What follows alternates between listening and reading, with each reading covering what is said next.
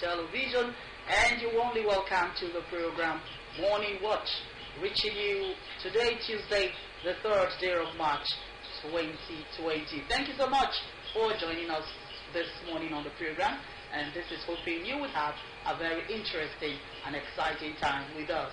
I am S.A. Pius Ohugobe, your anchor on the show for today. I'm not alone. We've got a full house. My producers are right here, ensuring that you've got a very lovely package just for you. Matthew Onakoma and Kingsley Ikwe, they are right there holding sway and holding fort on the program today. Gabriel Olori shooting behind all the cameras, giving us all the shots you've seen this morning. And we have a host of other persons right there in the studio. Together we say to stay tuned for an exciting time. Let me quickly bring you up to speed. Let's not forget, Benjamin Oyibo is the presentation director, and he's right there for us. Right after now, we'll take on a documentary. As always, we bring you something to inundate you and increase your knowledge on some of the features that we have around us. After that, we'll come up with lots and lots of safety, because as you very well know, the Tuesday edition of Morning Watch is usually replete with security and safety tips. That's usually our focus and emphasis every Tuesday. Safety Corner comes up right after that, where of course our officials of the Federal Road Safety Corps Special Marshals will be on hand to come and educate us, sensitize us, create awareness, yes, on the need for us to be safe in everything we do and everywhere we go, both on the road, out of the road, in our homes, in our places of businesses, and also where we work. That's what we do on Safety Corner. More safety tips and security skates for you, as that we usher us in to our interview for today, which is focused on the ban of commercial motorcycles, popularly called Okada, as well as tricycles, popularly called Keke Napep, in Lagos State. Now you'll be asking, what's our business in Lagos for something that is happening in Lagos? Yes, it just might be your business. Now, these Okada riders and the tricycle riders were banned for certain reasons, some of them being for security, some of them, they said, disorderliness, caused by motorcycles, as well as deaths arising from these accidents. Now, you'd ask yourself, the numbers of Keke Napep and motorcycles that were banned from all these local government areas, namely Apapa, Lagos Mainland, Etiosa local government, the Lagos Mainland, Surulere, there are many. Where have they gone to? Where have these motorcycles and Keke Napep relocated to? And you find that there are certain persons, certain categories of persons who specialize in riding this Okada. And even though they wouldn't come out all to tell us most of the reasons why they have sent those people out, the fact remains that these persons have relocated to other parts of the country. So where have they gone to? And what is the security implication of their relocating from Lagos State to other states? That other state now being Delta State. That's our state, and that's the state in focus. If you look around, you'd agree with me that there's seen an influx of motorcycle riders in the state, perhaps from Lagos State. And you need to ask yourself, are these motorcycle riders, are these Keke riders, are they licensed? Are they recognized? Do we know them? Does the Association of Motorcycle Riders, do they have their data? Do they have their statistics? How safe are we in the midst of all these strange Keke riders and tricycle riders? So we'll be looking at the implication of having influx of Keke and tricycle riders in our state. That's going to be a special interview this morning on the program. And of course, AM Sports is also coming. So much is being said about sporting activities and the sporting world, because this year is the Olympic year, yes, and the Olympic is supposed to start in 2020 in Japan. And with this scare of the coronavirus, everyone is wondering, is this sporting fiesta going to hold? Are they going to postpone it? Are they going to find another venue? So many questions, so many agitations. But don't you worry, our sporting crew will be on hand to answer all your questions and put your mind at rest. That will be on AN Sports. And that's how we'll wrap it up on the show for today. Morning Watch, Tuesday edition on DRTV. Worry. If you're ready, let's go with this documentary.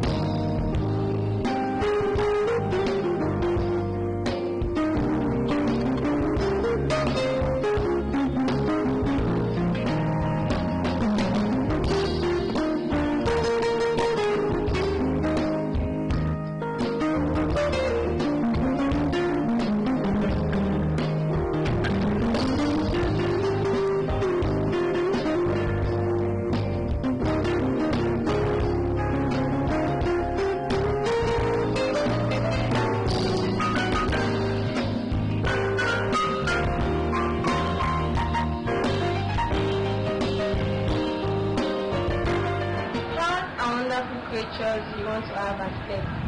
They tend to be interactive and fun to be with. My name is Jessica Kere. Now, let's know more about this wonderful creature called parrot. Can you say your name? Can you tell everybody hi? Hello. Can you be more polite? Sweetheart. Very nice. Can you clear your throat? What does everybody say in Tennessee? Parrots are also known as cetaceans. They are birds of roughly 293 species in 92 genera that makes up the order Cetaciformes. They are found in most tropical and subtropical regions. The order is subdivided into three superfamilies: the Psittacoidea, also known as true parrot, the Cacatoidea, cockatoos, and the Stygopodia, also known as New Zealand parrots. Parrots have a generally pantropical distribution with several species inhabiting separate regions in the southern hemisphere as well. The greatest diversity of parrots is in the Southern America and Australasia.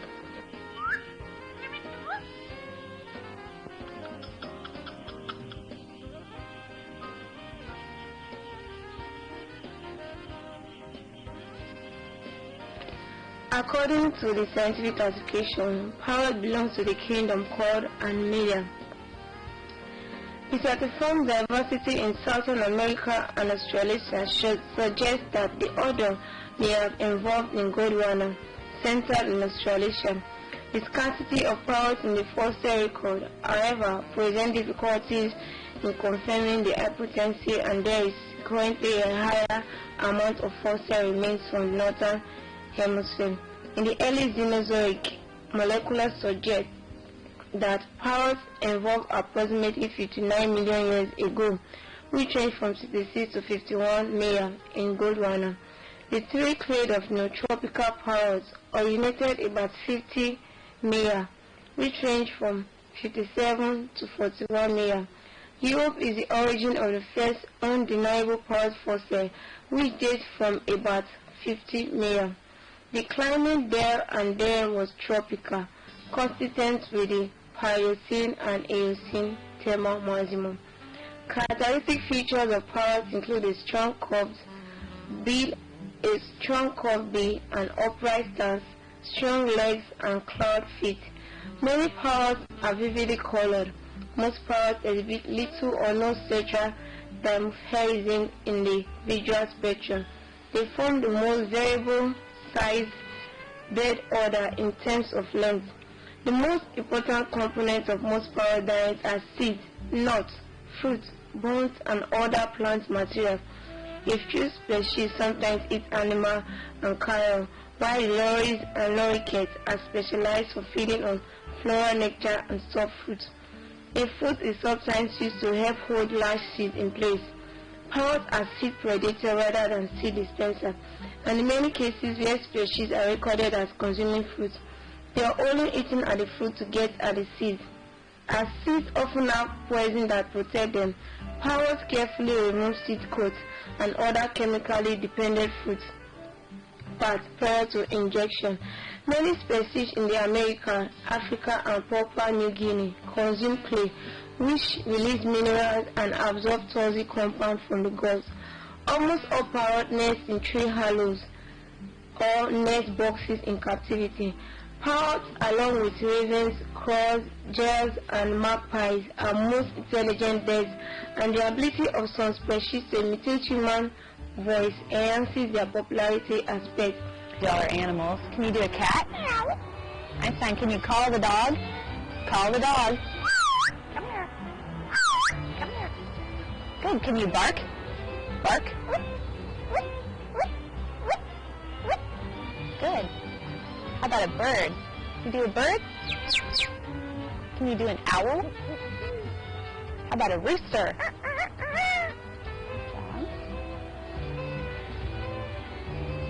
Trapping white parrots for the pet trade, as well as hunting, habitat loss, and competition from invasive species have diminished white population, with parrots being subjected to more exploitation than any other group of birds.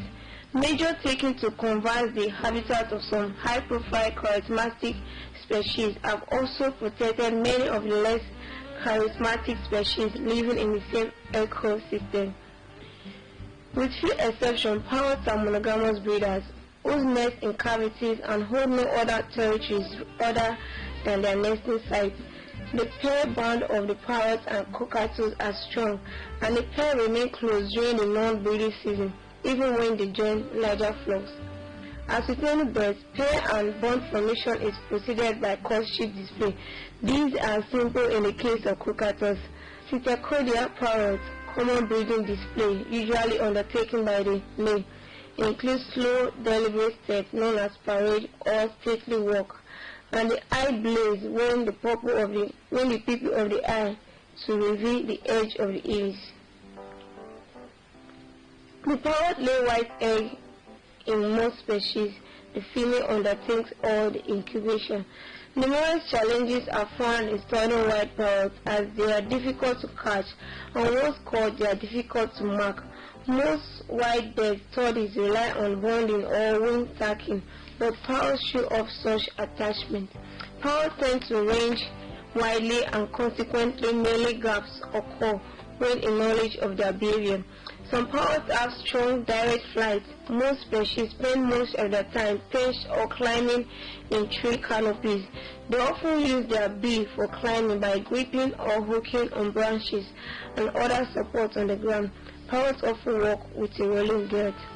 The Journal Animal Cognition suggested that some birds prefer to walk alone while others walk together, as with great parrots. Parrots are featured in human writing, story, art, humor, religion, and music for thousands years, from the Roman poet Ovid, the dead parrot. Parrots have existed in the consciousness of many cultures in the ancient times and current. Parrot feathers have been used in ceremonies and for decoration. They also have a long history as pets, stretching back thousands of years, and were often kept as symbol of royalty or wealth.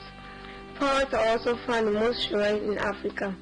Many parrots can imitate human speech or other sound. A study on Aaron Paperberg suggests a high learning ability in a great parrot named Alice. Alice was a great parrot and the subject of a 30 years experiment by animal psychologist Aaron Paperberg, initially at the Arizona and later Harvard University and Brandon University. When Alice was about 4-year-old, Paperberg, while a researcher at Purdue University, bought him at a pet shop. She believed Alice had his leg clipped when he was young, which could have prevented him from learning how to fly. Alice was born May 1976 in the United Kingdom. His years active was 1977 to 2007. Alex was known for his intelligent use of language. Alex later died in the year September 6, 2007 at the age 31. Before Paperberg worked with Alex, it was vividly believed in the scientific community that a large criminal brain was needed to handle complex problems related to language and understanding brains were not considered to be intelligent, as their only use of communication was mimicking and repeating sounds to interact with each other. However, Alex's accomplishments supported the idea that birds may be able to reason on basic level and use words correctly. Alex had a vocabulary of about 100 words, but was exceptional in that he appeared to have understanding of what he said. For example, when Alex was shown an object and was asked about its shape, color, or material, he could label it correctly. Paperberg wrote that Alex's intelligence was on a level similar to the dolphins and great apes. She also reported that Alex seemed to show the intelligence of a 5-year-old human in some respects, and he had not even reached his full potential by the time he died. Alex's training used a model technique where the students, Alex, observed trainers interacting. The trainer and model exchange roles so the students can see that the process is interactive. Paperberg reported that during time when she and her assistant were having a conversation and made mistakes, Alex could correct them. These techniques helped Paperberg to succeed with Alex, where other scientists had failed in facilitating two-way communication with parrots. In later years, Alex sometimes assumed the role of one Paperberg's assistant by acting as a model and rival in the lab. Alex's death on the 6th of September 2017 at age 31 came as a surprise, as the average lifespan for a grey parrot is 45 years. Alex's last words was, "You be good, see you tomorrow, I love you." They are the same words that he would say every night when Paperberg left the lab. Sing in the shower. You're singing in the shower. I'm singing.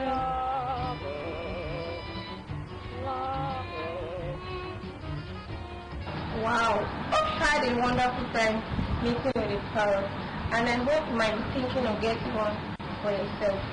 I remain a bit accurate till I come your way next time. Same station. Bye.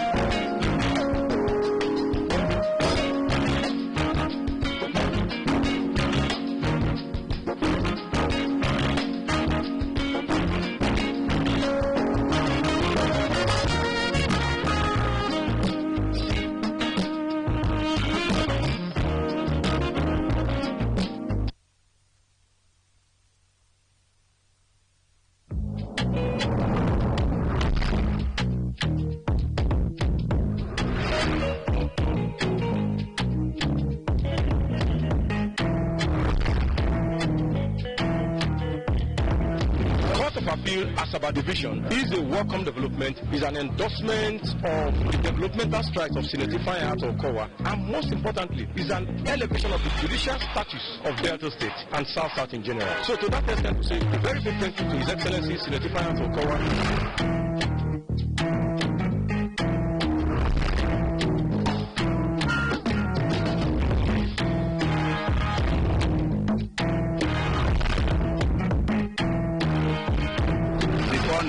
Appeals were held at Court of Appeal Division, Edo State. That was far from the people, but it's nearer us now. So there will be less delay in the dispensation of justice.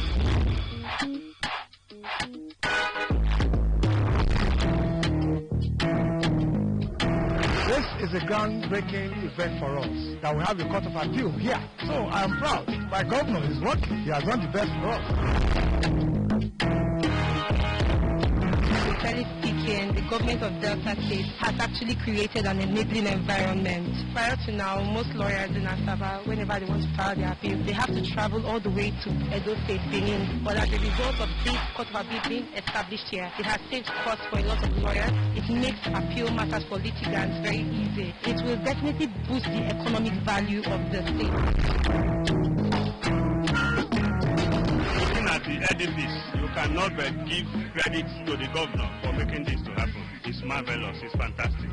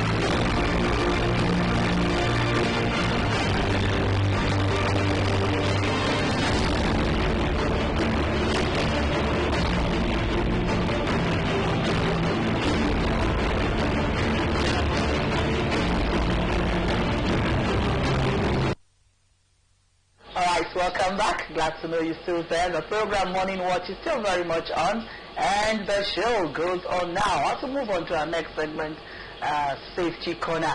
And from those clips you just watched, you sure know that you are in for an exciting time, because as always, special marshals from the Federal Road Safety Corps, they are always on hand, and they are here today to come and educate us, sensitize us, create awareness on the need for safety. So to do justice to all that we'll be discussing this morning on this segment, please join me making welcome from my immediate left, Ambassador Felix Nakmodia. Ambassador Nakmodia is a fellow and Vice President, Institute of Safety Professionals of Nigeria. He also is a fellow, Churchard Institute of Logistics and Transport. He is an ambassador and member, American Society of Safety Professionals, and a lecturer with the Institute of Safety Professionals of Nigeria. Good morning, sir. Welcome to the show. Good morning, Sister. I say good morning, viewers. You're welcome. You know, you're making it sound as if we're in the church. Yeah. Okay. Seated next to him is a new face, at least for some time now. But we're very glad to have him here because he is an expert in this field. Please join me in making welcome to Mr. Idafe Akpoginwa. Mr. Akpoginwa is a State Treasurer, Federal Road Safety Corps. Welcome to the show, Mr. Idafe Akpoginwa. Yeah, good morning. Happy to be with you, Sister Esther, Mommy Esther, and original Esther. Oh my goodness. All those titles. All right. The pleasure is all mine. Welcome. So, this morning, gentlemen, we'll be looking at the issue of home safety. Yes, I told you that on this program we discuss safety in all ramifications, both at home, outside the home, on the road, outside the road, your place of work, your place of business, everywhere you find yourself. The need for us to play safe is very, very important and can never be overemphasized. And so today, we're taking it to our home front. But before we go into all of that, as always, we'll begin with the week in retrospect. I want you gentlemen to tell us some of the incidents, some of the accidents, some of the road issues, road mishaps that that the FRSC witnessed during this past week. And probably you can also trace some of the things that we watched concerning safety. Let's begin with Ambassador, the week in retrospect. Yes, we first of all want to send out a reserve apology that the state coordinator, Christina Momapo, is not here. He's on another official assignment. But there is no gap. In safety, no gap. First and foremost, this past week, what I experienced along this Japa road is terrible. Imagine these Kepe riders, we continuously appealed to them. You know, they did not graduate from one place to the other. They migrated from riding of Okada, migrated into Keke riding. And you know that is just shifting days without extra learning, which makes them extremely dangerous. To go straight, on this fateful day, just 3 days ago, Keke overloaded, brought out the loads he conveyed. They were larger than the Keke. And for him to be able to maneuver his way, he could not. The arm on the right now pulled another Keke into a pedestrian and crashed into that pedestrian. The pedestrian got serious injury and was rushed to the hospital. So that you can see this insecure loading or this excessive loading of anything that you cannot take, you have to force it in. Things we do not experience. I went to Calabar last week. All the Keke riders, they were orderly. They do not convey any load larger than what they can take. But in Warri, opposite is always the case. So I'm using this medium to advise Keke riders once more that please do all you can. I take pidgin English beg una well because thief man when he say he not see anything thief say na cement he want thief, you go see load carry you. As long as you will not change from overloading, I pray so that you won't get problem. Please, a word is enough for the while.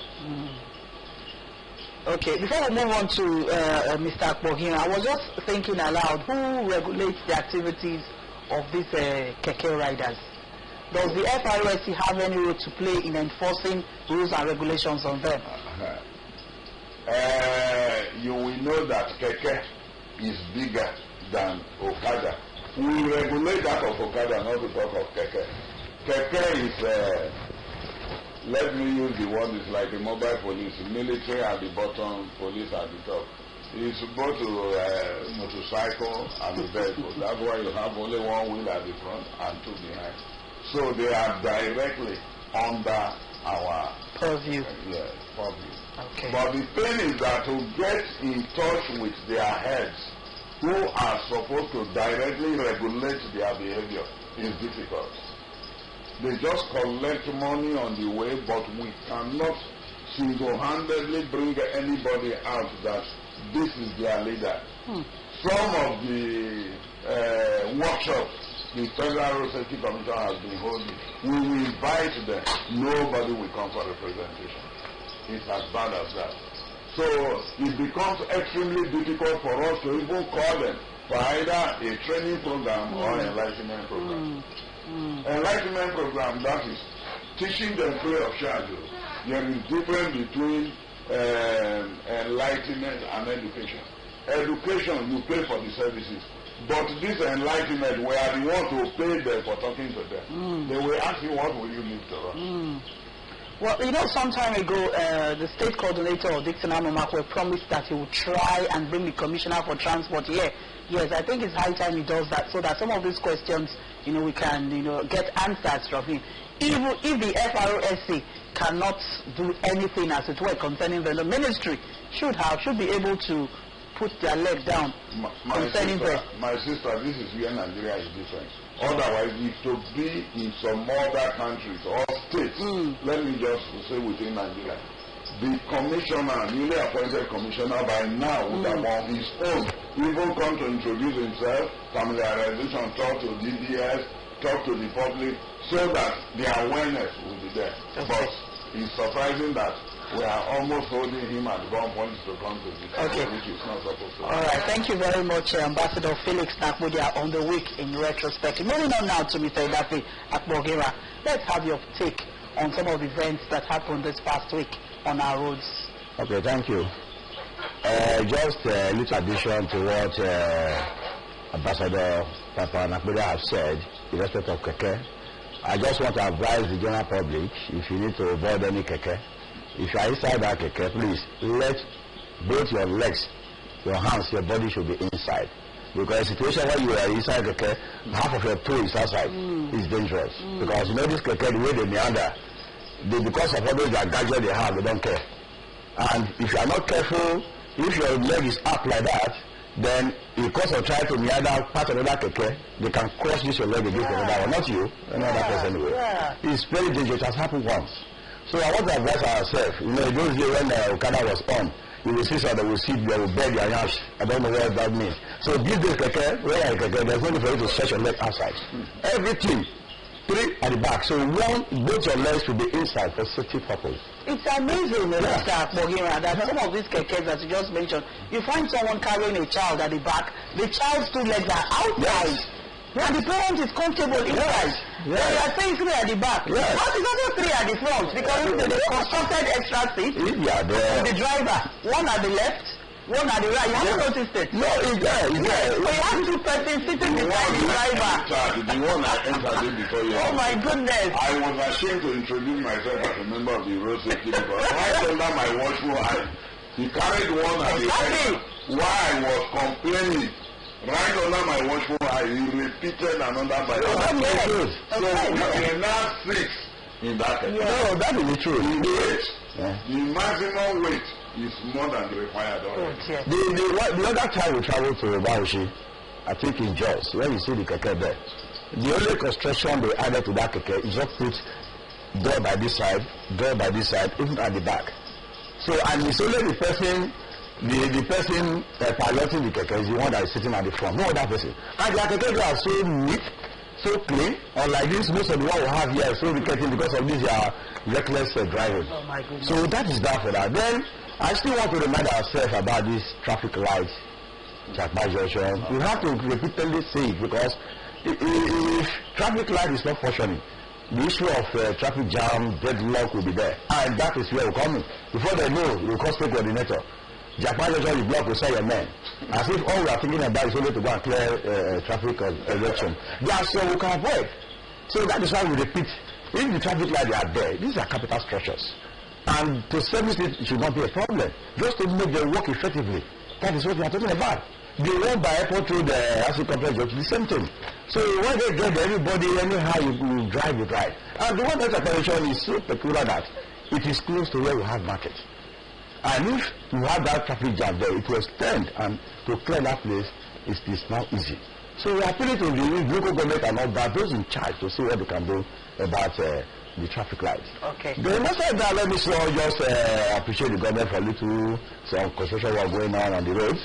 Like Refinery Road right now, that place is always going bad, but now they are doing concrete tie in there. I think we need to applaud the government for that. Then also this full market, because of some bad spot that they already had at the shrine, which has been fixed also. Stretch of PTI Road almost down to PTI Junction, because then before classical school at the right, that place was even, it's not a pothole, a gullet. So, but it has been fixed also. Okay. You know, in as much as we are saying government is not doing it, the one done, I think we should also appreciate the government. Then back to, because this Oriya Junction by DSC Express, you know, that road has been closed for some time, but it's open now. They also do concrete time there. It's a perfect job. I mean, that road from that Oriya Junction, that road normally takes you, if you are going to, even if you don't want to come to PTI Junction and all that.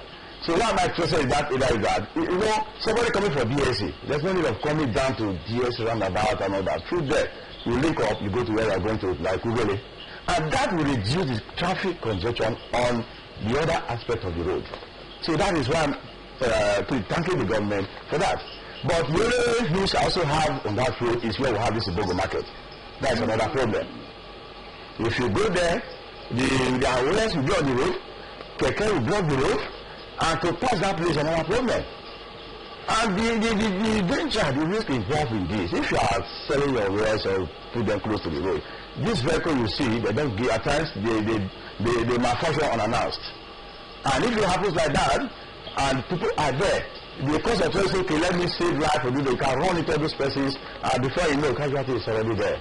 So I really want those selling there, first and foremost, our mothers, our sisters, selling there to please think of their safety, because you have to stay alive to continue to live. For, if not for yourself, for your dependents. So that place can also be free. So that those going, instead of saying if I go through them at that time, let me just go to PTI Junction. Before you know, traffic jam will be there again, and it is not a good thing economically.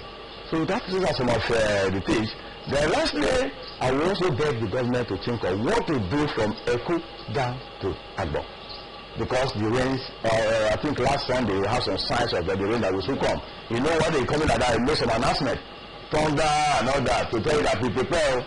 So that is why the government to, if going through from right from Eku down to Agbo, it is, I don't know how to put it, it's terrible.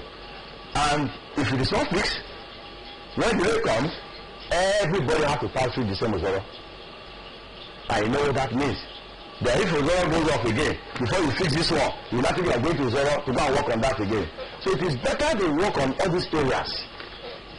So that when the rain comes, who wants to go through Ozoro, fine, want to go through Abraka and all that, fine. So that easy movement will be there. Okay, thank you so very much. The State Treasurer, Federal Road Safety Committee, Idafe Akpogina, taking us down the week in retrospect. Okay, moving on now to our special focus for today, which is home safety. Let's look at that term, When we're talking about home safety, what exactly are we referring to, Ambassador? When we are talking of home safety, it means safety application within our home and its environment.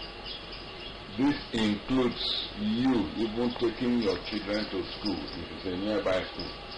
Don't say because you say home safety, because some parents, when they throw their child, the child will be on the side of the main road, while they who are older and qualified to die before the children, while they will be on the safe side. It's not supposed to be so. Please. Then when we go straight into home safety, we will start with good housekeeping. What is good housekeeping? Putting everything to where it belongs.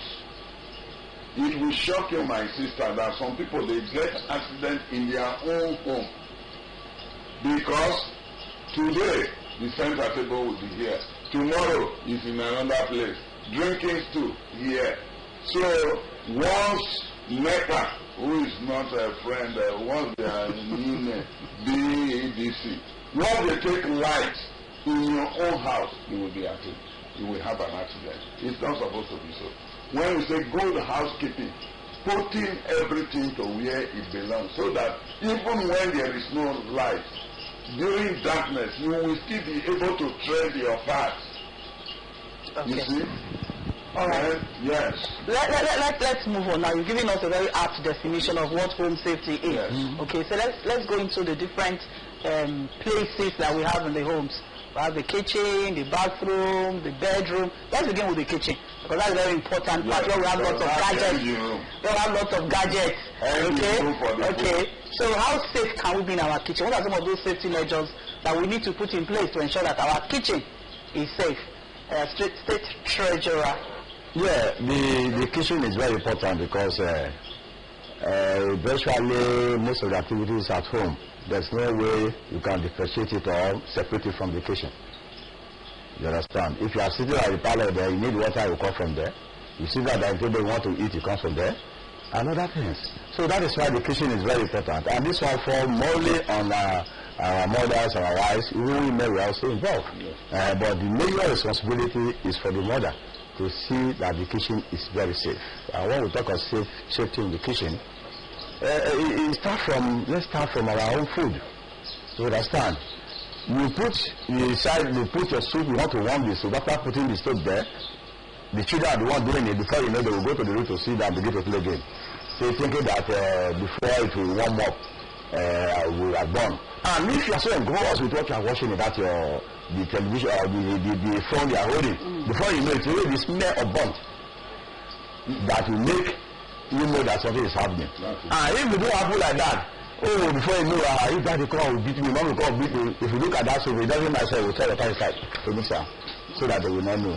And before the mother will come in the evening, the other kids in the house, they will have eaten such food, and it is not healthy. Then again, outside leaving what you are cooking or warming in that kitchen there, you see most of the they are there and they are still operating phone, and that is very dangerous when it comes to the issue of gas and all that. They should be educated. They should pay. They say, look, once you are in that kitchen, focus on that kitchen. Leave whatever you are doing. Finish what you are doing. If you are cooking, you are doing it through that. Then you have time to face other issues. But you are there cooking. You have your phone in your hand there. It will ring. Maybe you are shouting. You answer the call. Because of hooking your phone to answer the call, that is where we have explosion if gas is on. So these are the things, and our children, they might not be aware of that. And it's a continuous education. We will continue to tell them. And that is why we monitor them. Anytime we are at home, once you say, go and prepare food for me. After waiting for about 10 minutes, we walk to that kitchen to see what is happening. Then from there, look at this correct. Then outside that, if you have warmed the soup or you have finished cooking, you put it in the cupboard or top of the gas there. You just cover it, the cover is half covered, then you leave it. That's another serious hazard. There was a case of this war gecko we had that fell into the soup, nobody knew. After, at the end of the day, because of the acidic nature of that war gecko, the whole family went off, all died because after eating that food. It's poisoning. You understand? Even apart from that, you see some kitchen, the number one thing is to be very, very neat, because neatness make all these things like cockroach, rat, all that to run away from it. You understand? So, but if it is not clean, those things will come in, no matter how it is. Even when it is clean at times, once in a while you see one or two, because of the environment, from the outside and all that. So, food should be properly closed. And the area we need to, even if we have adults, more especially that is where mother and father also comes in. That's also a mother issue. You want to wake up around maybe 12 p.m., you should take the pen to go to that kitchen. Yeah. Let me check this whether it's properly good. Let me check this gas whether it's gas whether it's properly switched off. Then let's check the door and all that before the father go back. Because we have cases of they will put soup there, the child will go to the room to do one or two things before he wants to sleep. Take that child away. And that is not too safe at all. So, and then also the way we keep our utensils, our spoon, our knife and all that, because we have the case of somebody in the kitchen cooking, light went off, is the night, the cupboard is not very closed. And after washing those everything, instead of arranging the way, just pack them inside that drawer and it's not properly closed. Unknown to that, the knife there, the piercing side came out. So when light goes off, maybe she wants to better to pick something. Behold, the eye and the knife. And those are the things we are talking about. Understand? So this kitchen is very important to us. Everything that should be properly covered. The kitchen is very neat, and we should more especially monitor what is happening in the kitchen. Don't say it's children's business, mother's business, or father's business. It is everybody's business. Okay. All right. So we're still looking at the issue of home safety vis-a-vis the kitchen. You mentioned the gas. There's just a question before we move on. What is the proper position of a gas cylinder in a home? The proper position is, if you have a personal compound, it is expected that the cylinder should be outside. But for safety and security reasons, you have to protect it. Because we've seen a lot of cases where people are cooking and they will just look, suddenly the fire goes off or the flame goes off, only to discover that somebody has cut the hose outside and carried the cylinder away. There is nothing that does not happen in this world. So for that safety, otherwise it is expected that the bottle, that the cylinder should be outside. But even if it is within the kitchen, because our wives, they always like voluminous kitchen, big kitchen, you still have the right to keep it within the kitchen, but the space should not be too close to the gas burner. Okay. Some act of being stingy, or I don't know, they will just go and buy a hose of about 2 feet. There is nothing, that hose is not safe enough. Okay. Because the cylinder is too close to the burner. Okay. That if you ignite, either the cylinder will take it or the burner will take it. Okay, so the best place should be outside. Yes. But in a situation where your kitchen is big and you don't have any choice, you can put it in the kitchen, but a distance from the gas cooker. All right, that's good enough. Okay, let's move on very quickly to the bathroom. That's another area where we find out that many persons have accidents. We've had cases of people sleeping, sleeping and... Yes. I do not want to mention names, but I know about 3 people that died as a result of sleeping and tripping. In the bathroom? In the bathroom. You see, God saved me. It almost happened to me. And I've learned my lesson, and I've used it as a lecturer to also educate people that no matter the importance of your telephone or call, whenever you are baking, ignore it completely.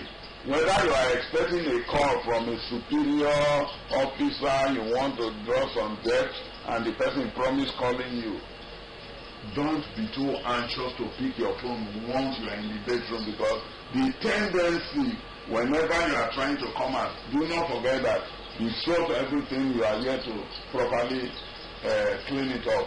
So it's slippery. It's slippery. I had my phone ringing, and some people, they ring continuously.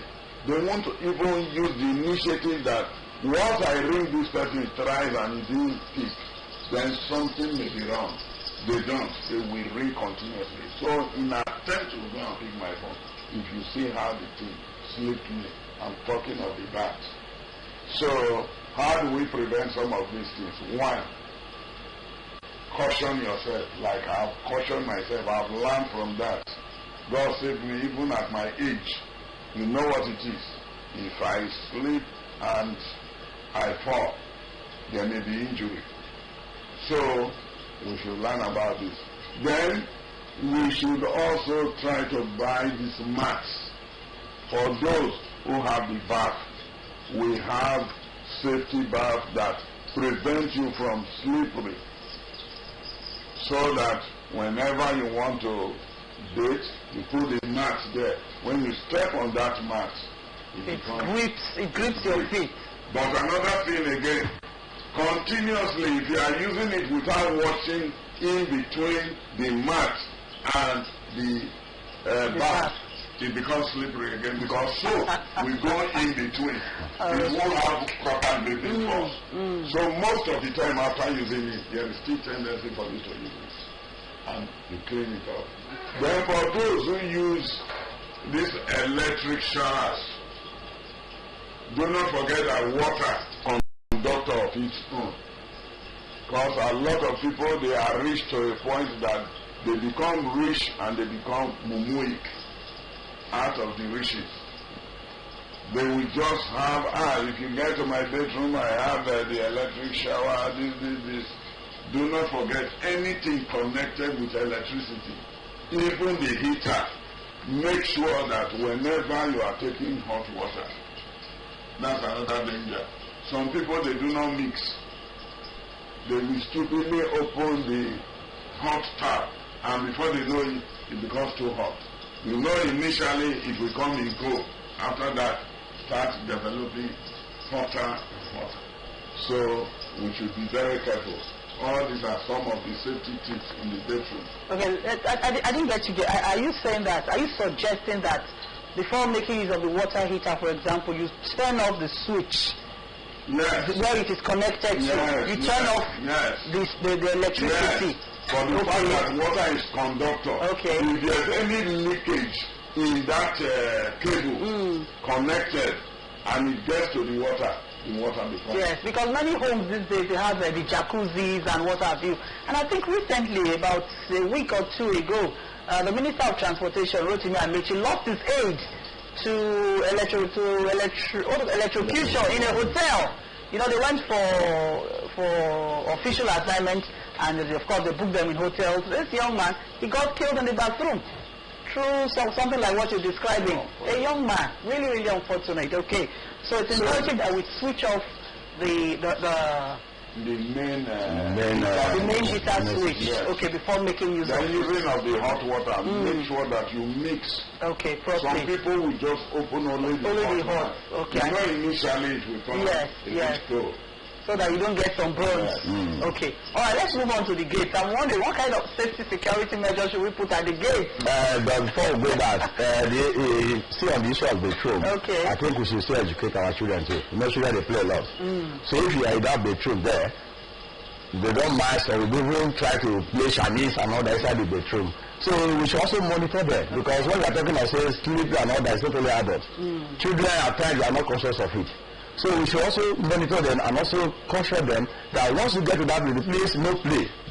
Finish your baby, come outside before you do that. Yeah. And another way to make it, another safety aspect of it, that before you go in, you have this bedroom slipper that is not too expensive, that you can always put on before you go in.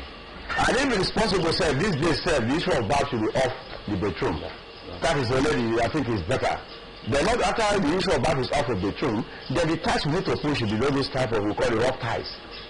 But that even if it's rough ties, it's not enough for you to say, okay, so it's hurry. No. So consciousness should also be there. Then going back to the gate. For example, the entrance of the house, to the own house, or the room, or the parlor, we have this, our parents will have some homes, they have this mini gate also.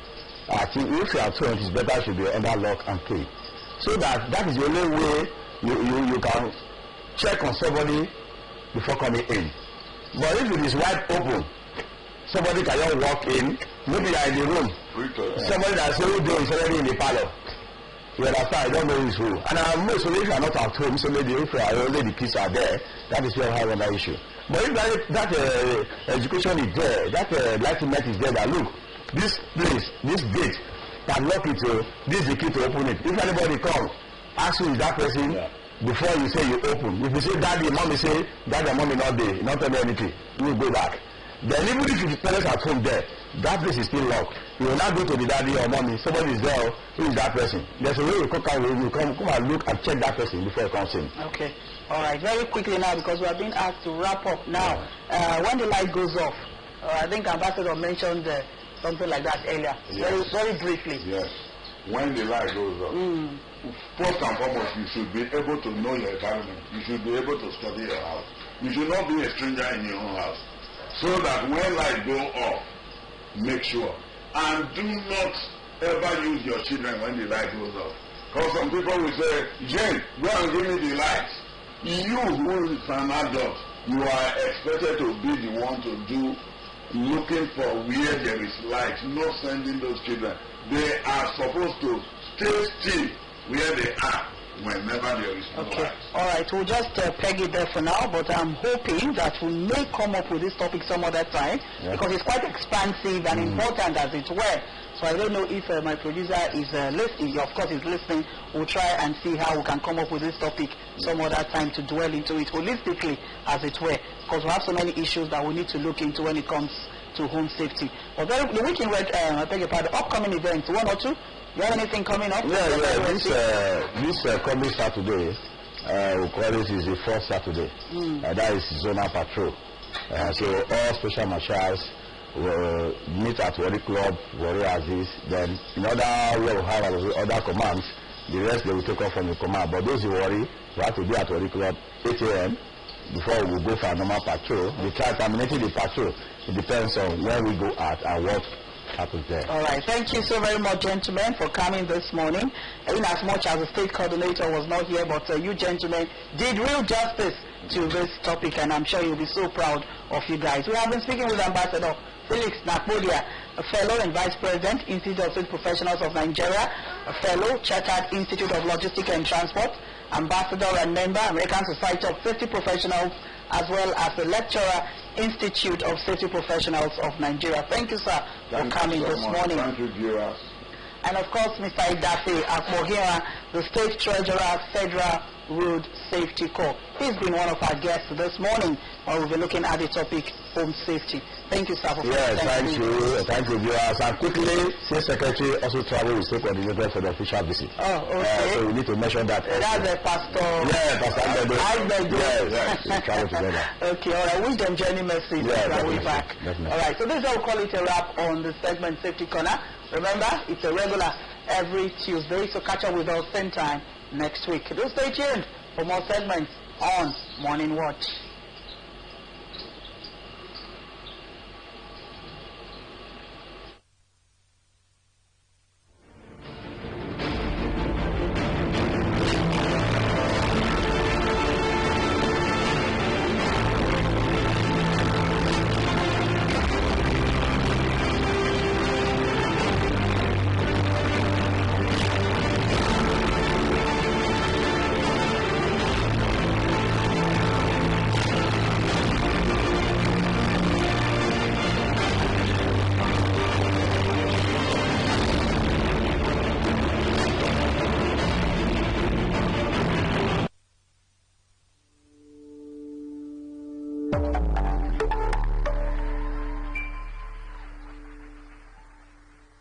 I'd like you to consider for a moment that there are about 6,900 languages spoken on our planet daily. And these thousands of languages serve thousands of cultures, from the smallest community to the largest continent. Now, even with this vast diversity among our global population, we have some alternative languages and methods for communication that are understood by everybody. For example, the world has mathematics. If I have one apple and somebody gives me another apple, I have two apples. This is understood worldwide without fail. Now, as of today, the largest culture by far is that of the internet user. With 7.6 billion humans on Earth, around 3.6 billion of us are online and communicating with each other and institutions daily. Thus, another common language we all share, but most don't realize, is the networking protocols that the internet runs on and the social media platforms that tie us together, and emojis. We can't forget the emojis. But what our internet culture tends to lack is a common understanding to foster true understanding about cybersecurity and threats online. Outside of hardcore cybersecurity and IT people like myself, most people don't understand the language that is nerd. And so it is my job to be the best nerd to English translator I can be in order to help the world stay safe online. So without further ado, here are my 5 laws of cybersecurity that are designed to do just that. Law number 1. If there is a vulnerability, it will be exploited. No exceptions.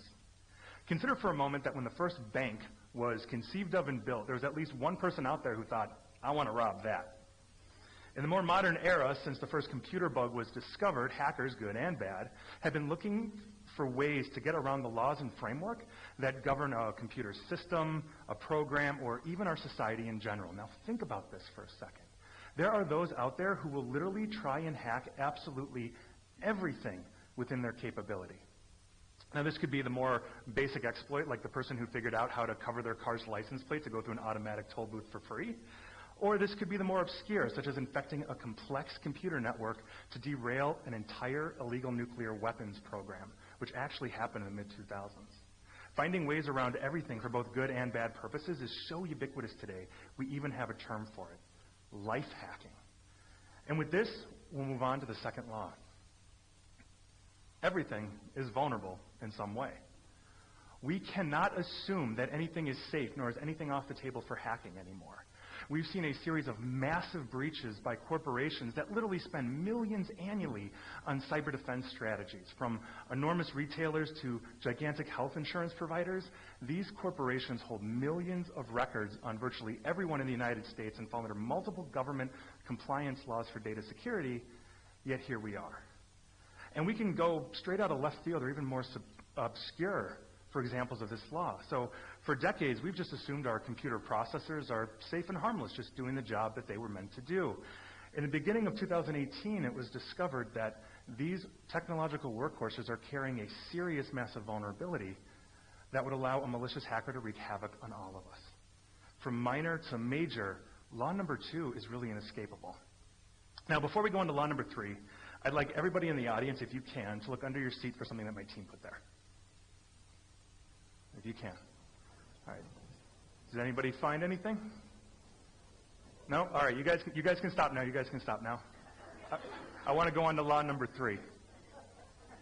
Humans trust even when they shouldn't. And I'm sorry to make you all part of this talk, but it really helps to underscore my point here. Trust, quite frankly, sucks. Now, we need trust in our lives. We can't have a society without it. And we have positive expectations of our technology and those people that help us with it. We expect the light switch is going to flip on the light when we turn it on. We expect the mechanic we pay to fix our car to actually fix it and not rip us off. But we have to question the technological infrastructure and online people around us. This is our greatest vulnerability in cybersecurity. Now, because of trust, people fall for phishing scams. They believe the $20 antivirus they bought for their computer will turn it into Fort Knox. It won't. They also believe that the form they're filling out online is legitimate. It sometimes isn't. And it sounds weird to say that we have to combat trust, but we have to if we're going to survive the nonstop hacking that takes place. And with this, we can move on to law number 4. With innovation comes opportunity for exploitation. The world is full of brilliant people. Alexander Graham Bell invented the telephone that made the world a whole lot smaller. Bill Gates created a global computer operating system that got humanity on the same technological page. Mark Zuckerberg created a social media platform used by billions daily to share our lives. However, with these evolutions in innovation and our technology come certain exploits. Now, we live in the age of IoT, or Internet of Things, and by virtue of this, our lives have hopefully been made a little easier. New, unique, innovative products are constantly being made to help us live in our homes or drive our cars or even improve our health. However, one of the biggest examples of innovation exploitation is IoT hacking. In 2016, a virus known as Mirai infected millions of IoT devices worldwide and then weaponized them against targets, creating some of the largest bandwidth attacks the internet has ever seen. As the world continues to develop and create amazing new technologies, we cannot forget the lesson of law number 4. And finally, law number 5. When in doubt, see law number 1. If there is a vulnerability, it will be exploited. No exceptions. Now, this one isn't a cop-out. It's really not. Every single issue with cybersecurity and our technology stems from a vulnerability of some kind. If we ever forget this, we are doing nothing but asking for trouble. Our ability to properly defend ourselves comes from understanding that human nature itself makes these laws immutable. And when we start thinking like a hacker is when we can actually stop them. So here's to our new common language that hopefully helps us and the world stay safe online. Thank you.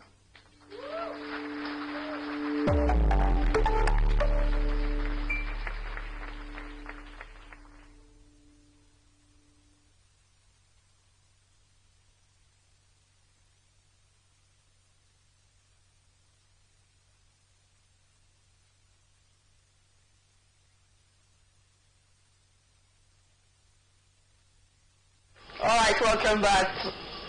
Glad to know you're still there. The program Morning Watch is still very much on, and we are moving on as it's now time for a special interview segment with special emphasis and focus on security matters. And today we'll be looking at the implication of the ban on motorcycles, popularly called Okada, as well as tricycles, popularly called Keke Napep, in Lagos State. And I know you are wondering, how does that concern us in faraway Lagos? Well, you're going to find out how it concerns you, because we'll be looking at the social, the economic implication, as well as the security implication, because we'll be wondering, where did those Okada riders and Keke riders that have been banned in Lagos, where have they gone to? Neighboring states, okay? And Delta State happens to be one of such states. So we're looking at the implication of the ban as it affects Delta State vis-a-vis security matters. Now, to do justice to this, please make welcome from my immediate left, Dr. Ifeanyi Oko. Dr. Oko is a social analyst as well as a public analyst. Good morning, sir. Welcome to the show. Good morning. How are you? I'm fine. Yeah, seated next to him is another doctor. I'm feeling intimidated, as it were. Dr. Sonny Afore. Dr. Afore is also a social, a public, and a political analyst. Good morning, sir. Welcome on board. Yeah, good morning, Deltans. Good morning, madam. Okay, I think towards the end of January, this report came out that Lagos State government had banned the use of motorcycles as well as tricycles in some of the local government areas of Lagos State, like Etiosa, Lagos Island, the mainland, Apapa, Surulere, and those happens to be the main hubs in Lagos where you have so much population. Okay, and it took effect from the 1st of February. And well, before we go into more of that, I would want you gentlemen to just give us an intro, an idea of why the Lagos State government had to come up with this directive. Let's start with the first doctor, Dr. Oko. It was becoming very unsafe to have these Keke riders and motorcycle riders, popularly called Okada, on the streets of Lagos. Because you know, Lagos, most of their major highways are actually like A highways. And when you see Okadas there, in fact, sometimes when I see what they do, I start pitying the passengers they are carrying in terms of how reckless they drive. And a lot of accidents occur, a lot of deaths, a lot of fractures and so on. So I think that was one. Then secondly, most of the pocket crimes that are committed in the Lagos metropolis is always associated with other people on Okada. They snatch someone's bag, and before you know, they jump on the nearest Okada and they zoom off. Sometimes they even walk in pairs. You might see an empty Okada, then you see maybe a man just lazing around. The next thing is not someone's back. Before you know, the Okada is just there. He jumps on it and resume up.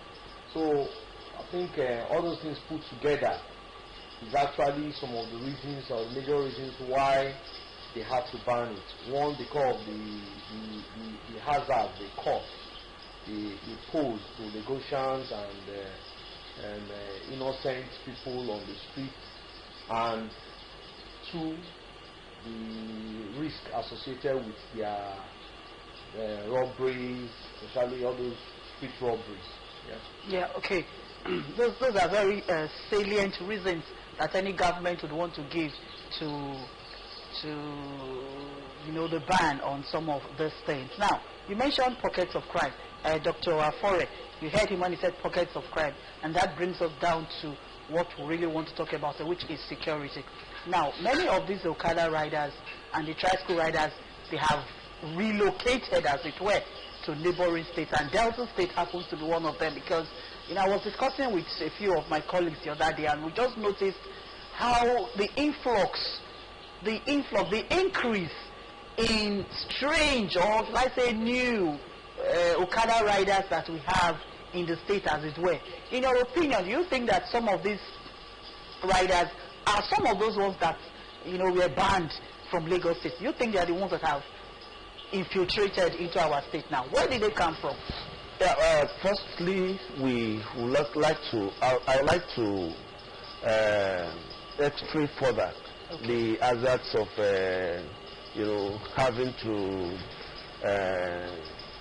travel on this quick transports. I call them quick transport because it makes it easier for you to meander no matter the traffic situation. You remember what happened in Uwe market, that Afro market some years ago. That's about 2006, 2007, when a very respected lady was stabbed to death. I'm trying to remember her name.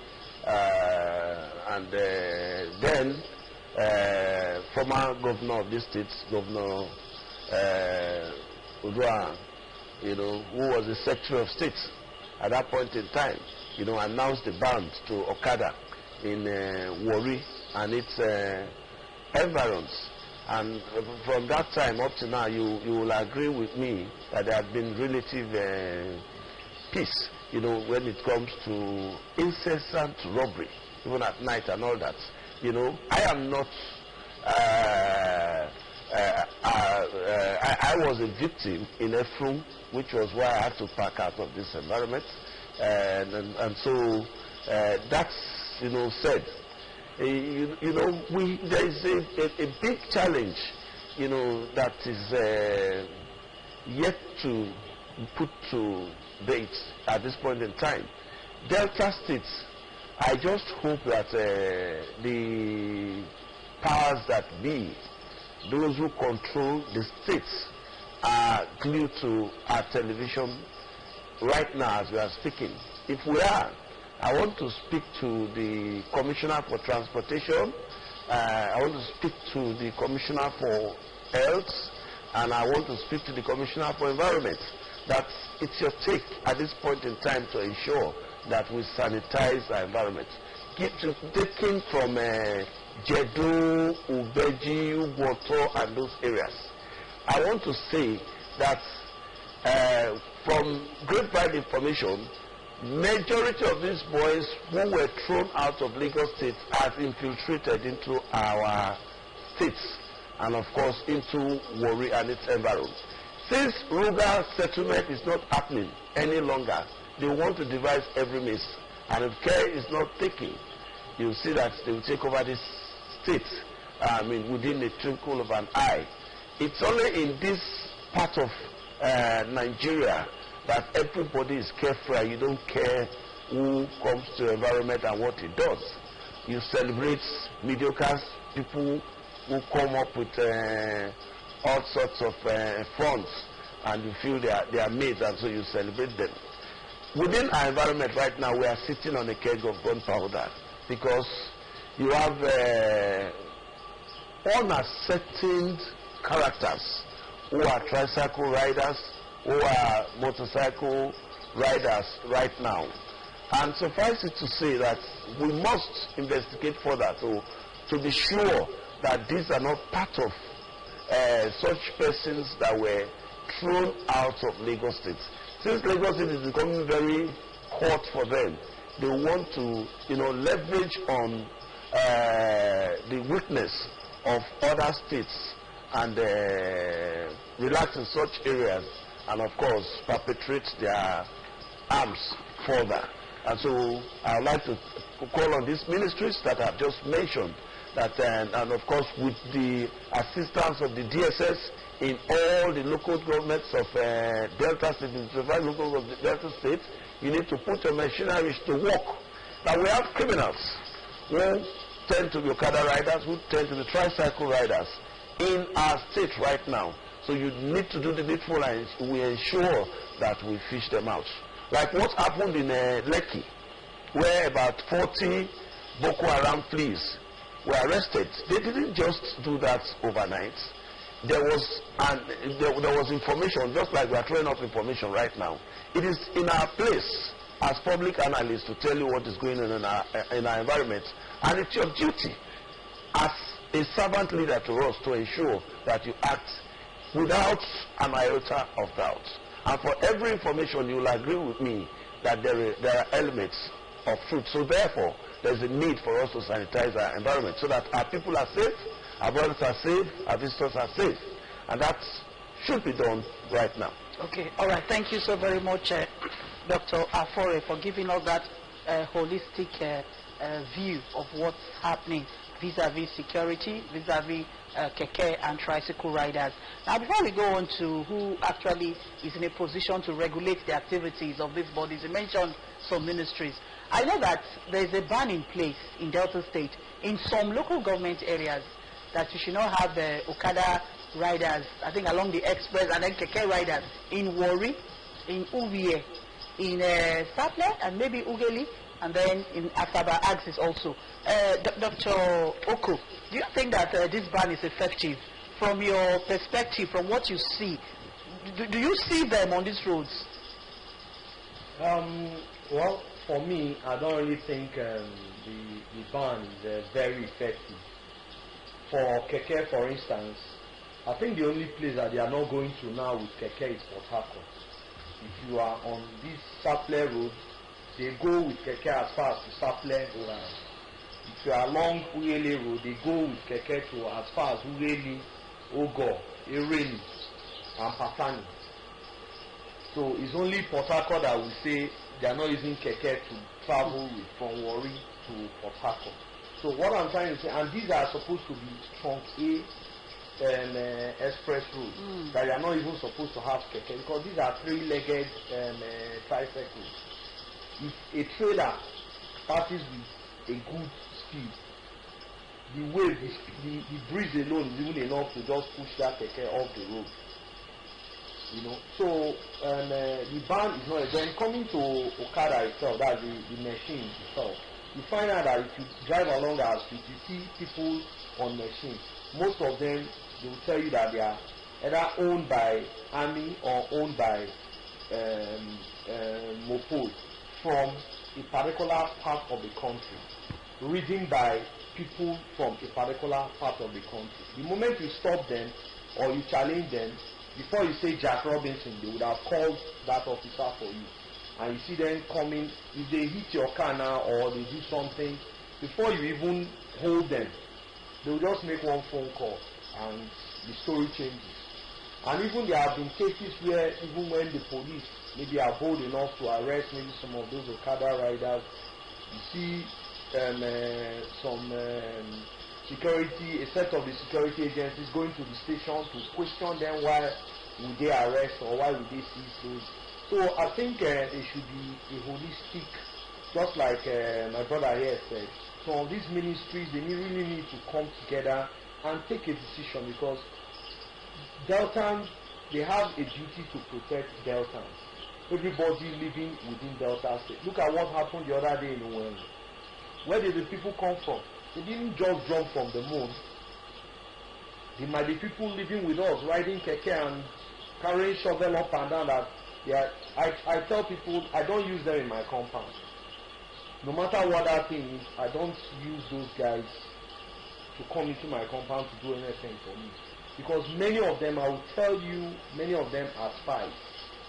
Many of them, like in my area, we are holding meeting on Saturday, the neighborhood meeting, and we just saw them. I was supposed to be doing environmental, and the chairman just accosted them and told them what are they doing, and he was speaking their language with them. And he's privileged to be able to speak the language from the north, so he was speaking the language and told them that, look, we don't want you looking around in the environment. Stay outside the neighborhood in a particular spot. If anybody needs you, that landlord will come and pick you and take you to his house to go and work for him. Then when you are done, you go. Not you walking around. Because most times there have been cases where before you know people's generators are missing, before you know, just like that, things, people's car batteries and so on are missing. So we need to really make this ban more effective. 1, 2, the private security agencies, when I mean private, not really private, like the DSS, and in those days we used to have CIDs, that is plainclothes policemen. They mix up with people in the bar, they sit with you, sometimes they even buy you beer and you are talking, they are getting information. But now we don't have things like that. Sometimes I wonder, do we even have DSS in this state? Because things happen, before they happen, what analysts and some media persons will already have information about. We expect that people that are paid to get those information should get them and act, put measures in place to forestall any occurrence of any negative vibe.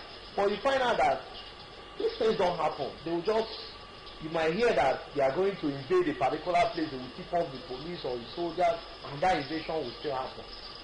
So, in answer, asking myself, the DSS, is it just to arrest people that they say they stole money, or people that they say they've done one contract and they collected money and they didn't do the contract?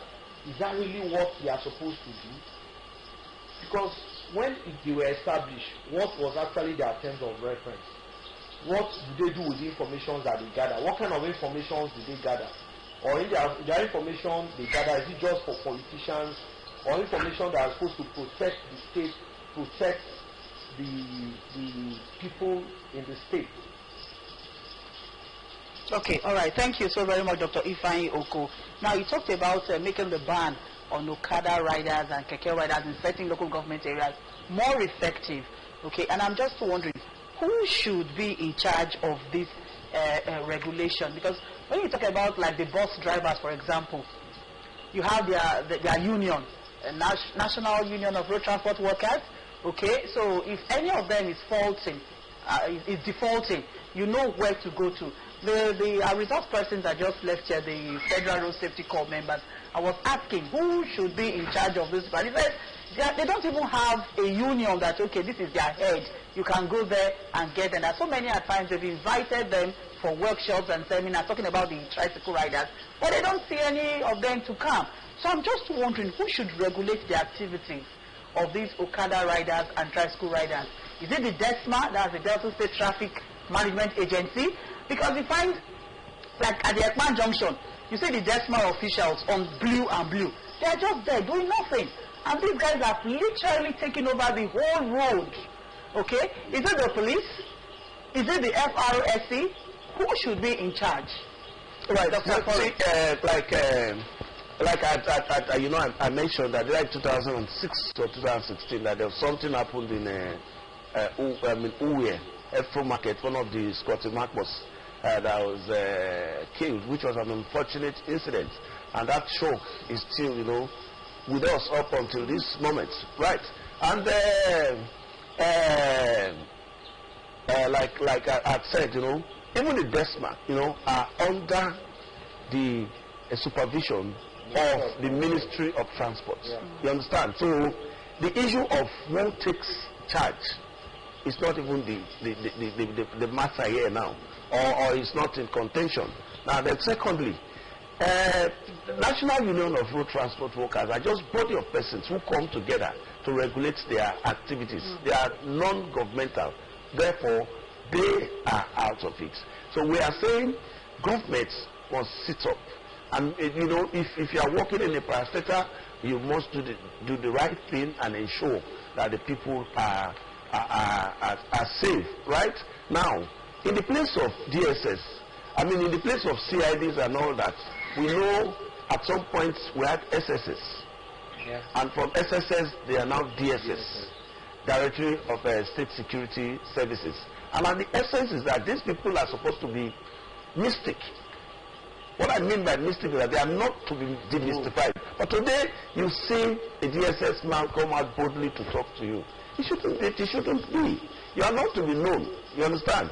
DSS are supposed to be drifted to every parastatal in a particular environment or state. For instance, now, in DBS, you should have DSS working here. Probably as a messenger, the person could work as anything. It could be a photographer that is posted from whatever. And you don't know him until when the need arises that you get to know this person that I know. Like for instance now, in my growing up, I remember an incident ensued. There was a matter that was being investigated. A particular person who was from Benton State at that point in time was with us when Abuja was coming up. You understand? That man was there for close to 1 year until a particular day when he was working with the local government. He was working with the local government, and all of us knew him as a local government staff. Until a particular day when a vital information he was trying to elicit came to the fore, and immediately he called for the police, and the woman was arrested. And there and then he was transferred to Gongola State. Out of that environment, he has concluded his mission. And so people should do their jobs. The challenge is that many a time we don't even value our oath of secrecy, and we don't do the right thing. The local government chairman of the 25 local governments in Delta states, they are the chief security officers of their states. And like in particular, I want to call on Dr. Teddy, right? Michael Teddy and his ESCOs to please rise up to the task and look inwardly to Jeju and all these areas. I'm looking at Ubeji, and Warri South, and we need to form a synergy. Create information. I know there is security meeting in these states with the governor every Wednesday or thereabouts. And during their meetings, these things should be extracted. You understand? If for any reason the population of certain transport system is increasing by the day, then there should be a check to it. First and foremost, now it's now the duty of inhabitants to get information, pass such information to their leaders. We have youth leaders, we have community leaders. Community leaders should send this information to the council chairman. Council chairman in turn should pass such information to their security meetings at their meetings in Asaba, during which period the right persons will now take up the task to ensure that we don't all these miscreants and unwanted elements in our environment. We are saying this. I hope that we'll keep this video. Someday, we'll testify to the fact that this was mentioned. And Delta State has always been at the radar of this nation. And so, of course, a lot is happening. If it has not happened in Delta State then, it has not ended. So we must be very careful. Why I brought up the issue of the NURTW, yes, you explained that it's just a group of persons, to regulate the activities of their members. That also would also imply that when these members default, the executive of the union is able to fish out the perpetrator of that crime. That's why I brought that. I'm wondering, if it's out of place for the keke riders also to have a union, okay, then they have kind of like an identification tag. They know themselves, so they don't any influx, any strange person that comes in, you know that okay, this person is not part of us. I mean, is that out of place, and is that not a way also, you know, in trying to check influx of infiltrators into the system? Would that not help in checking insecurity? I don't know if you get where I'm coming from. Yes. If you have a union, and if you know your board, like here we have VASA, we have the NUJ, we are all members. So any strange body will be able to tell us, oh, this is not one sport. If you remember when we were discussing this Fulani X-Men, and I mentioned that there's a need for them to form, you know, groups, so that we identify them with their leaders. You understand? I think that there are such things. I don't know, but I am thinking that there are such things within local council areas, and if they don't have, I think there is a need for them to urgently, you know, come together and form such groups so that people are held accountable. You understand? Now it's a business that is for all comer. You know, it's free entry, free exit. It shouldn't be so. You know, it shouldn't be so. You know, understand? Now, you know why? You know, the problem we have in this country, particularly, is with enforcement of law. You understand? Now, the challenge is that we have VIO. The responsibility of VIO is to check if you have the competence to drive. And it is only when VIO authorize you, you are not supposed to be given a license. At that point in time, who does the check? You see the challenges we're having. And who does the check? So in the licensing office, you have a VIO, all you need to do is to drop your cash. Probably they have been given a target. You must meet up 20 million naira in 1 month. Anyhow you do it, is not our business. So it becomes a money trade. So virtuous values are not there any longer. You see what the VIO does on the street today. Do you call those ones VIO? They are not. These are just some sorts of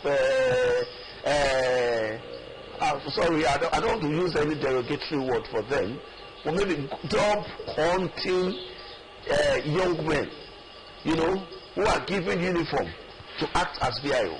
And when you see a VIO, the difference is always clear. You understand? They don't do their jobs any longer. So it starts from who is doling out the license. Now, the regulatory aspect of it, like I said, when you come to a council leader, it's the duty of the local council chairman to ensure that the supervisory councillors are doing the right jobs. This is not a case where you probably contract it to someone who is like a scavenger, you know, that wants to make money from every nook and cranny. You understand? So does not understand. If we must do our jobs, then everybody must sit up. You understand? I'm sure we have a supervisory councillor for health, supervisory councillor for environment, supervisory councillor for transport, and all that and all that. And this will trickle down to the second tier of government. What I mean, the second tier is the state. You know, while the third tier is the local council, you have the second tier of government. And it will go until you get to the first tier. So if everybody does his job, then there will be sanity. Until we sanitize inwardly within the offices, then it will still be a very big challenge to our environment. And this is not limited to Delta states. You know, we are talking of Nigeria as a global village. All right, dear viewers, if you're just joining us, we are having our security interview, and we're looking at the implication of the ban on commercial motorcycles, popularly called Okada, as well as the tricycles, Keke Napep, in Lagos State, and its effect and its implications on neighboring states vis-a-vis Delta State, which is our own. The influx of these banned riders into our state, the security implication, as it were. And we still have with us in the studio Dr. Sonny Afore, as well as Dr. Ifeanyi Okoh, both public, political, and social analysts. And I tell you, they are doing lots and lots of justice to the topic at hand. So, gentlemen, as we gradually wind this interview down, let's have some suggestions on the way forward. I know that you guys have spoken quite at length, but nevertheless, I'm sure you still have something to say vis-a-vis security implications of having these unwanted or unwarranted influx of uncensored Okada riders and tricycle riders in our state. Let's begin with you, Dr. Okoh. Yeah, for me, I think my suggestion will really go to the area of that we need to do proper profiling. You don't just like he has rightly said and hinted, you don't have to just allow anybody to just come into your domain, just start doing any kind of business without really properly identifying who these guys are, what they are, who they are, where they are coming from, what's their competency. Because if you are a rider, for instance, sorry, we're talking about unions all the while. You see, I will tell you that the unions are not really helping situation. Even the NREW that you were talking about, if there is really an incident now, NURTW will not really provide the person that committed. You have a lot of one chance, case of one chance. People that enter vehicle, one chance vehicle, they get kidnapped and whatever. Most of all these unions are actually there, especially the executive of these unions, are actually there to fill their pocket. That's why if they want to do election now for NURTW chairmanship, it's like election of a governor. You know, they spend so much money, violence, crime, because they know that once you are there, even for 6 months, you are made. So if the governor calls that, okay, I want to see the executives of Keke Rider Association, you'll be surprised that you have escorts. They will come out. So indeed, they actually have people. But when it comes to taking up their responsibilities to do what they are supposed to do, you will not see them. So what I'm suggesting is that let everybody be accountable for whatever he or she is given responsible or what you have said you are going to do. You should be held accountable for that. If you are the head of Keke Union, Association, whatever, you should be able to regulate how it is being done, who is doing it.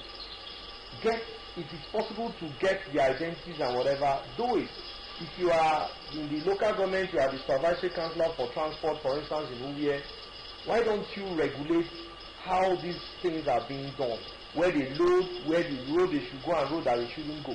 Let everybody stand up and do their job. Right from the local government level up to the federal level. If everybody does their job, remove sentiments, remove stomach infrastructure issue, because it's always the case. The policeman that blocks the road, yesterday evening when I was going along the DSC road, they were policemen, they were on checkpoint, but they were not stopping cars, they were stopping Keke. And once they stop the Keke riders give them something, they will just tell them to pass. They have not asked the guy, do you even have your driver's license or whatever? No information. He just gives you something, the Keke passes and continues. So I was just asking myself, these guys now, are they really doing what they are supposed to be on the road doing? Some of these Kekes are used to carry arms and ammunition. Well, you are not checking them. The moment you stop them, they give you what they give you. So my point is, let everybody stand up, because I think the security, even if you are on the road, you are able to get gratification from somebody for the person to maybe, for you not to do your job properly. The resultant effect of you not doing your job properly might affect your family member, your friends, your neighbor. So that's why if you are a policeman, for instance, you are supposed to do due diligence, check maybe Keke or taxi driver, and you don't. And that vehicle is carrying arms. You know who they are going to attack with that arms. You don't know. So that's what I mean. Okay, that's the case of who lives in a glass house should not throw stones. Or don't throw stones in the marketplace, because you don't know who that stone or pebble is going to land on. So according to you, everyone should do their jobs and be held accountable. Okay, that's a fine one there. Dr. Sonia Forrest, a final word from you. Anyway, I would like to say, and I still repeat that, you know, like in the Bible scholars will say it's a perilous times, and in this circumstance, we are sitting on a keg of gunpowder. We have influx of unknown elements in our environments.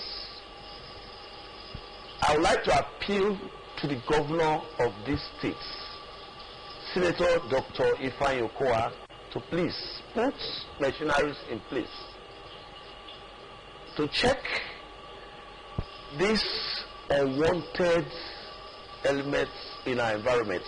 Are they truly, what we are talking about is that, are they truly fleas, Boko Haram fleas, from other parts of the country to our state? If so, what's our take? They must leave our environment now. Legislations must be put in place to check, because when there are no laws, it is always very difficult for you to do the right thing. It's also very unfortunate that the Federal Road Safety Corps has been banned from state roads, particularly in Delta State, because I'm aware of that matter last year, and they won the case against Federal Road Safety. If not, I would have said the use of helmet is very key for safety. However, my discourse today is not for use of helmets or anything. The point is, we have unwanted strangers who are living with us.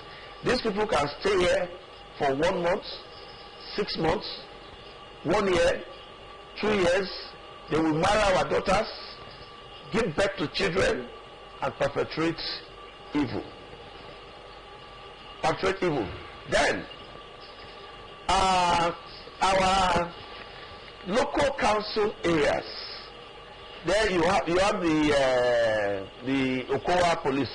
What do we call them? The Desman. Now, it is their duty to sit up. Your job is about traffic, and of course too, there are what we call offside duties.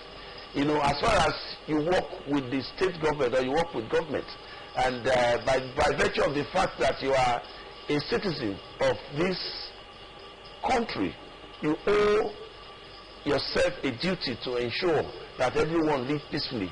And by so doing, let's elicit information and pass such information to the right persons so that we fish out these elements. That's basically the point.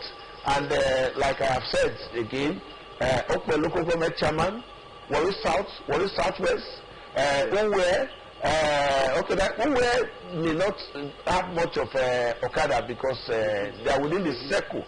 Okay, Unwe, then Udu, Ugeli, and other parts of Delta State. Please, let's sit up. Okay. Let us sit up, and by the grace of God, we will overcome. Yes, because to be forewarned is to be forearmed. Is to be forearmed. All right. Thank you so very much, Dr. Sonia Afore. As always, you are always a signature. You are always an encyclopedia of information, as it were. You've been one of our guests this morning. Thank you so much for coming. Thank you. Of course, Dr. Ifeanyi Okowa, you've done so well also. Thank you so much for being a part of the team today. All right, this is what we call it a wrap on our interview segment with our special emphasis on security issues. Same time, same station, same program. So join us for another exciting time out on our discuss segment. So stay tuned for a little sting, after which the sporting crew will be on hand to come and inundate us with what's happening in the ever-busy, bustling world of sports. So stay tuned.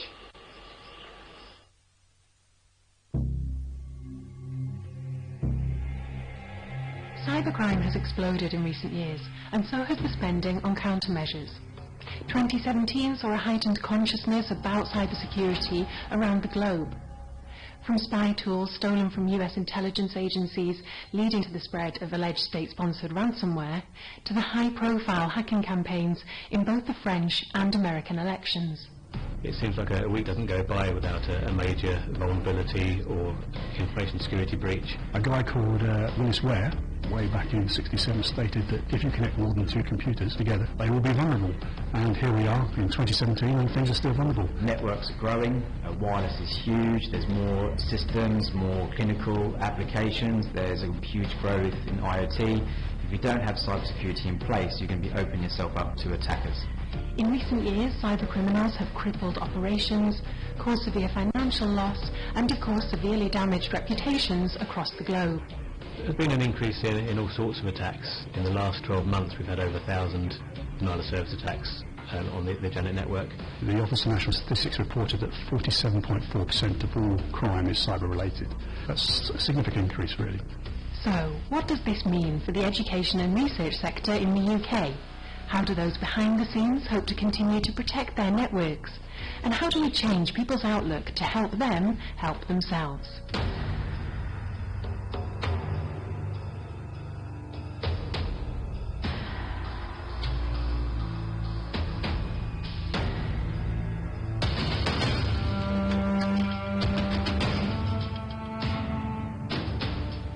For decades, people have misused computers. Manipulating technology and seeing how it can be subverted away from its intended use was central to the development of hacking. In the 1970s, the Freaker movement was born. It was a subculture that was known for hijacking telecommunication systems around the world, and at one point it even included Apple co-founders Steve Jobs and Steve Wozniak. But the danger of cybercrime has never been more visible than it is today. We've seen the high-profile hacking of major corporations, as well as the explosive leaks of government intelligence and surveillance, made famous by the likes of Chelsea Manning, Edward Snowden and Julian Assange. The last few years, I think, as society, we've become more dependent on technology. Nowadays, everything's connected, whether it's your mobile phone, your TV, white goods at home can be connected, your cars, and everything is now connected to everything else. This is why cybersecurity is a big issue. You've always been a little bit reactive. The idea is now to become proactive, and part of that is being aware of what's out there and what the risks are currently.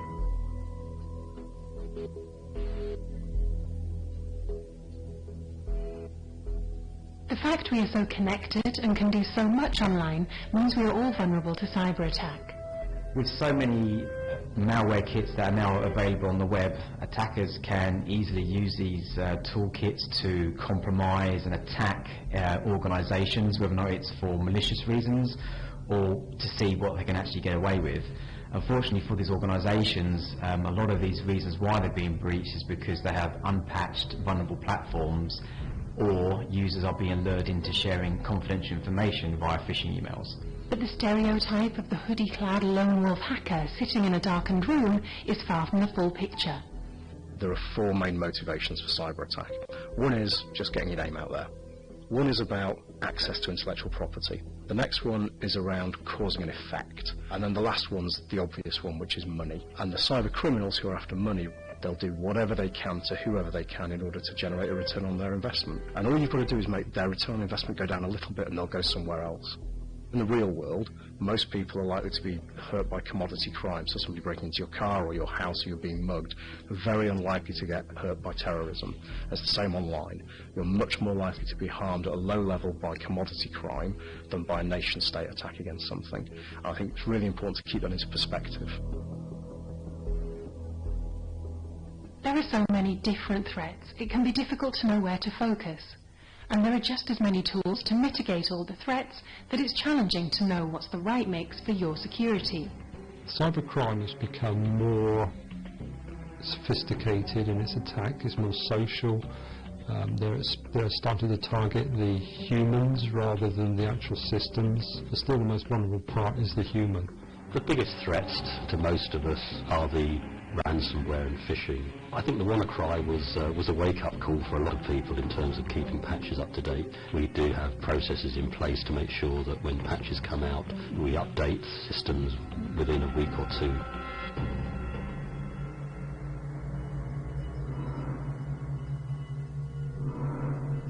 How often do you really look at the address on emails you receive? And are you sure that your passwords are actually strong enough? Whale phishing at the moment is quite prevalent around education in terms of where they're targeting certain individuals as opposed to just generally trying everybody. The more senior people are, the more of a target they are because of their access and also because of their influence within the organisation. And therefore, if you receive an email from the chief exec asking you to do something, you're much more inclined to do it without question. It's reassuring to know that most attacks will fail, but occasionally they do hit hard, and when they do, the cost can be staggering.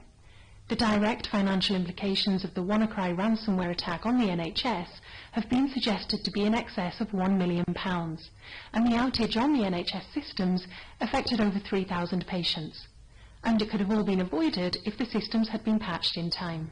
The threats that universities and colleges especially face are malware and denial of service attacks. Malware especially because students are obviously bringing in their own devices, whether their own laptops or using their own mobile phones. If they're connecting to the local networks, there's an easy way of transmitting viruses and malware onto the network.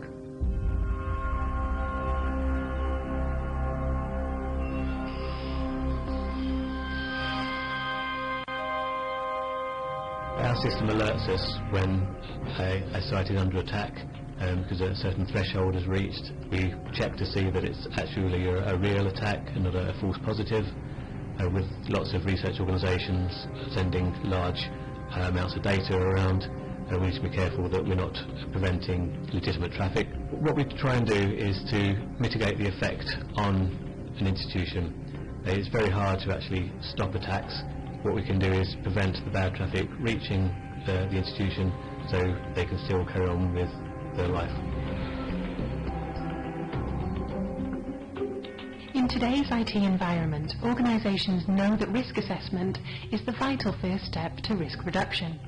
The number of servers that we have here at the university, to go through and do a risk assessment on every single server and find out the patching levels and then take them offline and patch them, it was beyond our resources.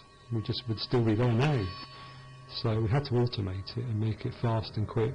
In a nutshell, it just looks and scans at all the servers and all the equipment that you want it to and takes a snapshot of the vulnerabilities that are showing on those devices. Cyber criminals use people's just gullibility as human manipulation. It's important to have the training in place. It is everybody that uses a computer in the organisation, staff and students, because they can equally do as much damage. Humans have evolved to recognise threats in the physical world, but we haven't adapted to see threats in the online world in the same way. People often don't think that they will be a victim of cybercrime until it happens. This can mean that we aren't as aware of threats online, and so we can actually be more susceptible. Because cybercriminals know this, they have found that often attacking the human is the quickest, cheapest and most effective way to compromise the system of an organisation. Simulated phishing and associated awareness enables organisations of any size to assess their risk to phishing attacks. Once they know what their risk is, they can then provide the relevant tools, awareness training and solutions to reduce their overall exposure to these type of attacks. I was very aware that I didn't really understand how susceptible our staff were to phishing. You all tend to think that most people will be alert to suspect emails, but you heard a lot about the fact that this was a problem within organisations, so I developed a phishing email which we then sent to all staff. I was very surprised at the number of staff that clicked on the link and gave away their network credentials. I was horrified, in fact, really, to think that almost 30% of our staff fell for the phishing email. It makes people more aware of the whole cybersecurity sphere, because it's not just phishing, it's all the other aspects we have to do and look at. In every other part of public policy we talk about harm. In cybersecurity we talk about attacks. Change that narrative. We're talking about the reduction of harm that we're achieving rather than the number of weird emails people get. It's not just external malicious threats that we need to be aware of. Non-malicious threats could be a greater risk to security. Human error is a big factor, people making mistakes because they are unsure how to respond to an incident or simply don't know what they should be looking out for. And as technology changes, the threat of cybercrime mutates to create even more challenges for those cybersecurity specialists that we rely on to keep us safe and secure. The more we see and the more we combat, the more we're aware of. And I think this is one of the things that's happening in the cyber communities. We're becoming more and more aware and we know what to look for. JISC is really important to us in terms of how we deliver security for academic and research sector. We're fully aware that there needs to be some separation between government and academia, and JISC is there to help us be that intermediary and to provide the services on behalf of the UK to the academic and research sector. It's much, much easier for us to work with a single organisation who can then scale protection out across the entire sector.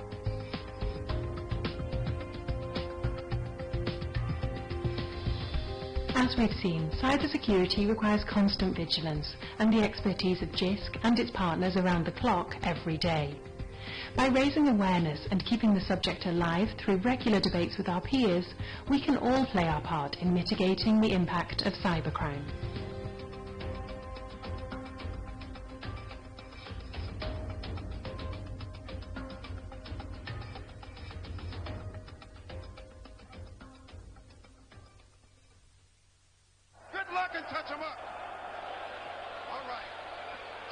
The long lineal line, the WBC belt that has included Ali, the greatest of all time.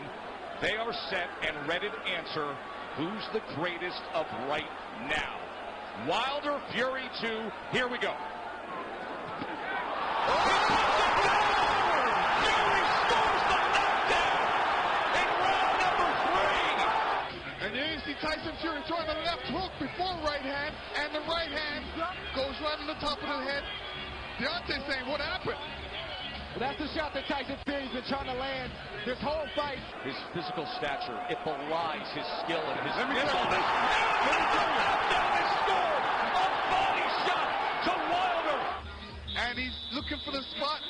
Hits him to the body. And Fury looks like if he lands a good punch, Deontay will go down. He definitely doesn't look. What was he just doing with his tongue right there? He said, I want to taste blood. Fury did it. None of his corner mates are telling him to keep his hands up, which is important. And another head-snapping jab from Tyson Fury. We always talk about how Deontay Wilder has the ultimate eraser. But you have to be able to execute on it. He is the winner by way of technical knockout.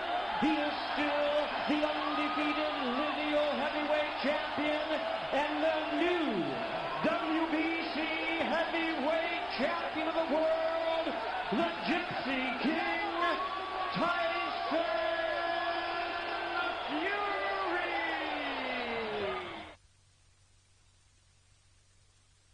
You're a warrior, you proved that tonight. You did not want the corner to stop it.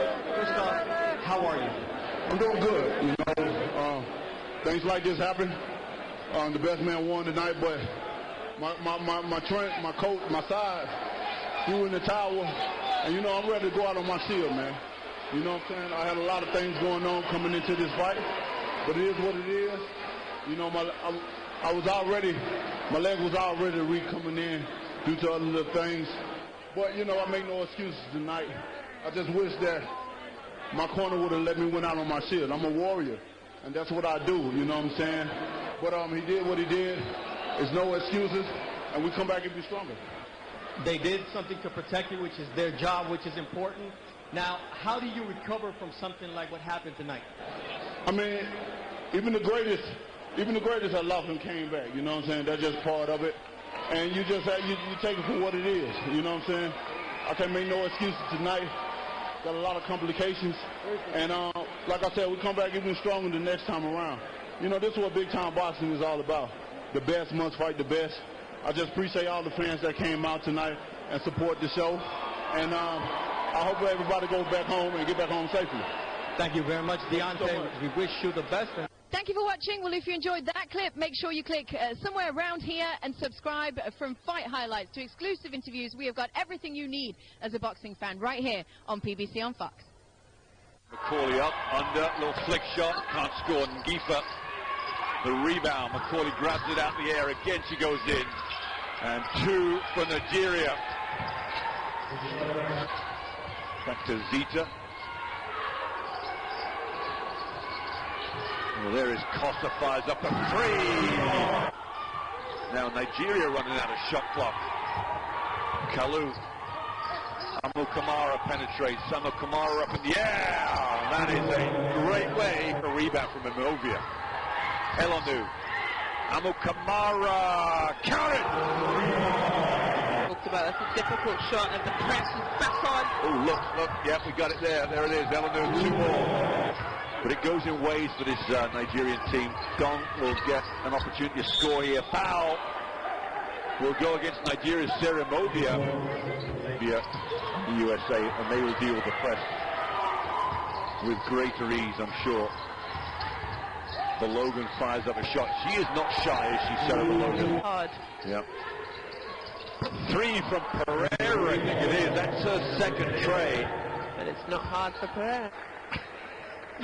Theoretically, should have been game over.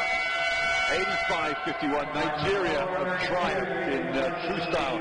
34-point victory.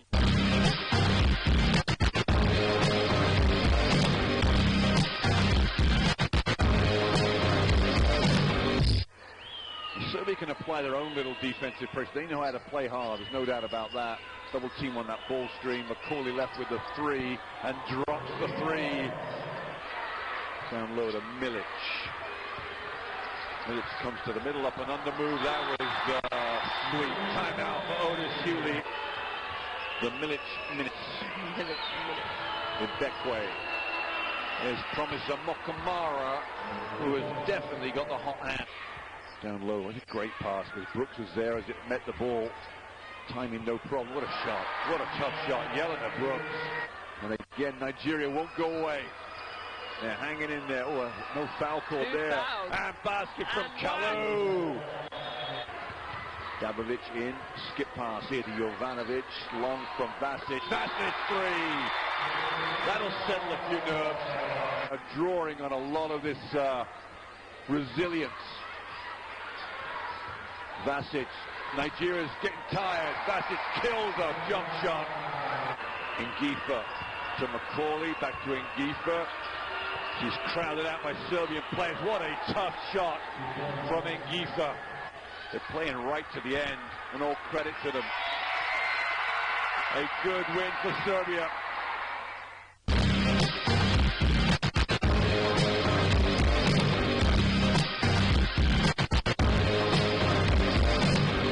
We always try to push and give 100% on defense and lock our play up and lock in and focus. And I think that once we establish ourselves on defense and let the refs know this is how we play, we're an aggressive team, we're going to go out and give 100%, then I think that the pace of the game kind of depends on us. Well, a lot of it is we've had, with our whole team here, we've had 1 day of practice. I'm talking about 1 day of full practice. Prior to that, Afro, what was it, minicamp? No practice in Mozambique. Afro basket, 10 days. If we ever got a chance to really get to know each other, know ourselves, collectively, I think we'll be a whole lot better. Ife's hurt. She's playing on 1 leg, but she gave a good effort. So, kid from Louisville. She just got here. She has no, understanding of our rotations yet. When she gets that understanding, we're going to be good. Because 1 person out of place, coach, it messes the rotation up. And we have to trust that rotation. Oh, turnover here. No, Bird's gone over the top. Puts it up in the air, down to Fowles. Fowles gets great position. I mean, the footwork of Sylvia Fowles, many years now. Yeah, I'm trying to figure it. Yeah, Aisha Balarabi Mohammed. Yeah, and a turnover. Wow, well, Nigeria making everything work here. Balogun! Diggins Smith picks up her 2nd foul. Push the head pass. Diggins Smith blocked. Oh, word, they're everywhere right now, chasing back. States can't quite solve the problem. Balogun can shoot. Yes! No, she's played fantastically, and Mokamara. Gray for 2. And is this an and one, or is this a foul off the ball? It's up and down. It's the third game in a row we've seen up and down like this. Oh, Hewley's up.